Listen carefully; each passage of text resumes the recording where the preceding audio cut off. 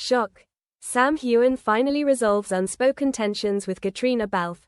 Everyone thinks Sam Heughan and Caitriona Balfe, the legendary couple of the Outlander series, have a perfect friendship without flaws. They act together, laugh together at every press conference, interact sweetly on social media.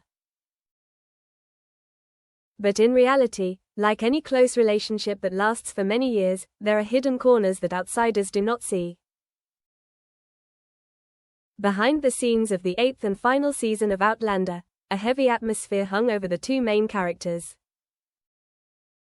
There were no loud words, no public conflicts, but the suffocation could be clearly felt by those around them. Sam and Caitriona, still fond of each other, but left too many things unsaid to accumulate over the years. Where did it start? Legend in the film crew says that, since the 4th season, when Caitriona began to participate more deeply in the role of producer, the distance between her and Sam began to appear. Sam was supportive, but part of him felt that the relationship was changing. The intimacy of the past was replaced by tense meetings, decisions made by production logic, rather than acting emotion. No one said anything. No one wanted to break the image of the perfect on-screen couple.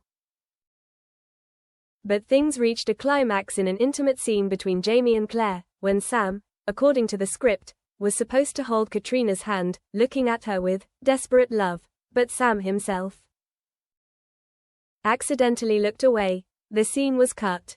The crew was silent. Caitriona said nothing, just nodded, signaling to start over. Pressure, exhaustion and feeling left out. A few weeks later, people on the crew noticed that Sam was often separating himself from the group. He often went for walks alone in the woods near the film set in Scotland. An assistant overheard him saying on the phone, "I'm tired of pretending everything is perfect." Meanwhile, Caitriona, who had just given birth to her first child in real life, was juggling motherhood, production and acting. She didn't have time to think about the emotional stress of being an artist. But deep down, she knew Sam was drifting away, not physically, but emotionally.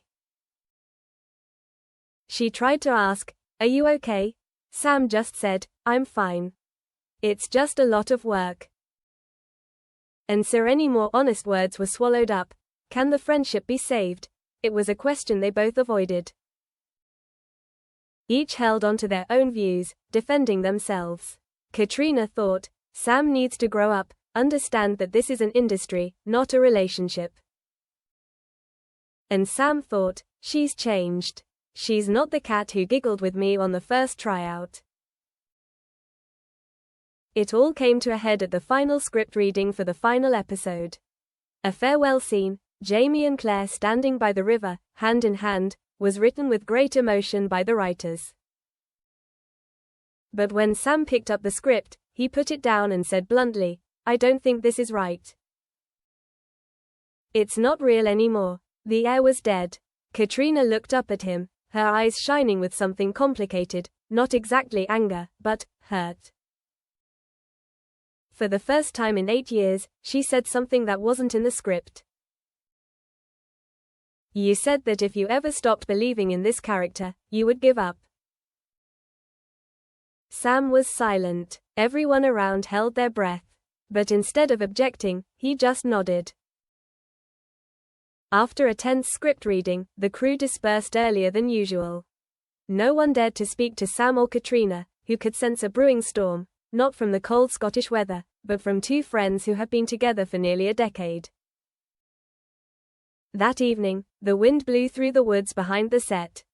Sam sat alone in the cabin the crew had set up for him, isolated, alone. A fire was burning in the fireplace, his whiskey glass half empty. He had put on an old tune, a Scottish ballad they had heard during their first year of filming Outlander. At that moment, there was a knock on the door. He didn't need to look to know who it was. Sam got up and opened the door. Caitriona stood there, thick wool coat, hair tied back, eyes both determined and expectant. "We need to talk," she said, without beating around the bush. You've changed, and so have I. In the cabin, the two sat across from each other, separated by a small round wooden table. The firelight illuminated faces that had once been so familiar, now strangely distant. Caitriona began, I didn't come here to blame you, Sam. I came because we can't just end things like this in silence. Sam was silent. She continued, do you remember 8 years ago, when we sat after the audition, drinking weak coffee in that casting room? I thought, wow, this is the first co-star who made me feel heard. But now, she hesitated, as if afraid of saying the wrong thing, I don't know if you still listen to me. Sam put the cup down on the table. His voice was low, trembling slightly, I still listen. But I'm not sure you need me to listen anymore. The knot gradually emerged. This was when all the emotions buried for many years began to break out. Sam said, since I became a producer, I've changed. I've become more rigid, colder. Every time you give me advice, I just shut up and do things my way. I feel like I've become a tool, not a companion anymore. Caitriona lowered her head, then looked up, revealing her red eyes for the first time. I didn't mean to do that. I'm exhausted, being a mother, a producer, a wife, an actress. I have to control everything, because if I don't, everything will collapse.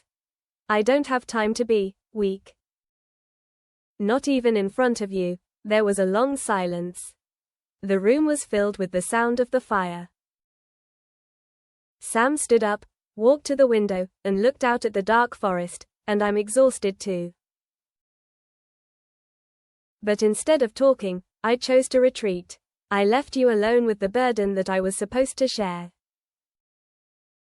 He turned back, his voice choked, we used to be friends. Real friends, not PR friends.